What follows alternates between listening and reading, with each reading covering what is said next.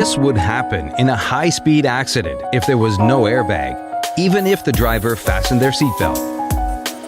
It is a big engineering challenge to bring the human body to rest from a high speed in a time duration of 100 milliseconds without causing much harm to the body.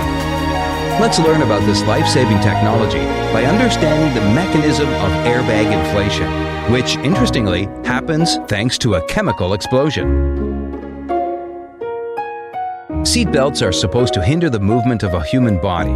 However, during accidents, such seatbelts exert huge force on your chest area and can cause internal organ injury.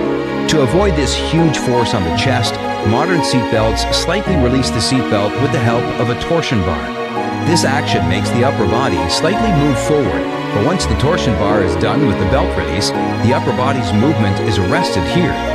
Let's pause here and analyze the physics of the accident in detail.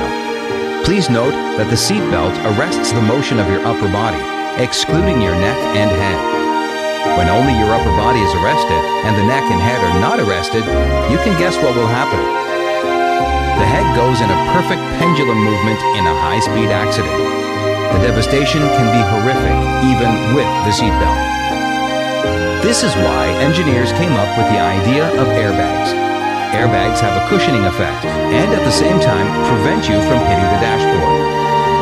The very first attempt to inflate the airbag using a compressed air arrangement was a failure. This design had two main issues.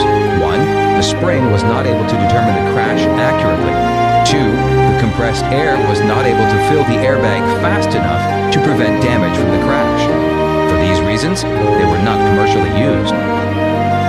The founder of Joyson Safety Systems, Mr. Alan K. Breed, came up with some groundbreaking inventions to solve these issues. First, he improved the accuracy of the sensor using a ball-and-tube sensor. In this sensor, a steel ball is held in position with the help of a magnet. When a collision occurs, the car decelerates very quickly, but the ball gets separated from the magnet due to its inertia. The ball moves forward to close the circuit and sends a signal to the inflator. The second and his biggest contribution was the use of chemical explosives instead of compressed air. Mr. Breed used a chemical called sodium azide for this purpose. The specialty of sodium azide is such that if this solid chemical is triggered by a temperature more than 300 degrees Celsius, it would rapidly and directly convert to a gaseous state. The 50 grams of sodium azide generated nearly 70 liters of nitrogen. This chemical is filled inside an airtight cylinder of the steering wheel. The electric signal sent by the ball sensor passes through a pyrotechnic device. It is a thin, resistant wire. When the current passes through it, it generates a temperature of more than 300 degrees Celsius. This causes the sodium azide to explode and generate nitrogen gas very quickly. This is able to inflate the bag within 30 milliseconds. These two breakthroughs made airbags possible for commercial use. This patented design of Breed Corporation was released by Chrysler in their Dodge Daytona model cars in 1988. This was a massive success, and all other car manufacturers started to implement similar airbag technologies. However, this design has two major drawbacks. First, the gas produced after the sodium azide explosion is toxic. The sodium metal of the exhaust causes the trouble. Scientists were able to neutralize this issue by adding potassium nitrate and silicon dioxide.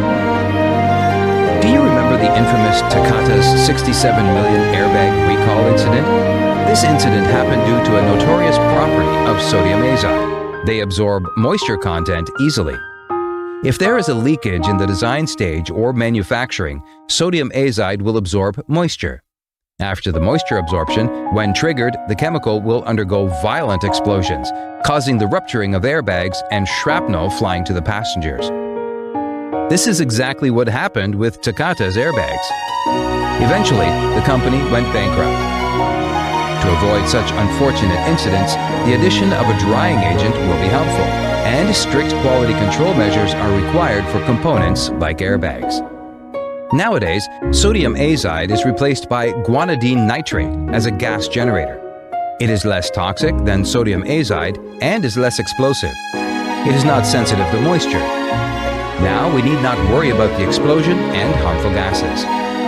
Even after these two design changes, the electromechanical sensor-based airbags suffered from one more issue.